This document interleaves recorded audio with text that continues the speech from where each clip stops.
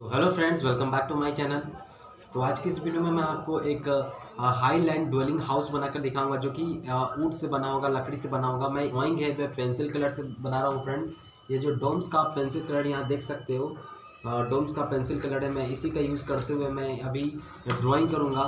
तो वीडियो को जरूर लाइक कीजिएगा फ्रेंड, और जो चैनल पर नए आए चैनल को सब्सक्राइब जरूर कीजिएगा, बेल आइकन को जरूर प्रेस कीजिएगा, जिससे मैं कोई भी वीडियो अपलोड करूँ सबसे पहले नोटिफिकेशन आपके पास पहुंच जाए। और इंस्टाग्राम पे फॉलो नहीं किया तो जाके इंस्टाग्राम पे फॉलो कर लीजिएगा, लिंक डिस्क्रिप्शन में दिया गया है, प्लीज़ वहां जाके फॉलो कर लीजिए। तो चलिए वीडियो को स्टार्ट करते हैं।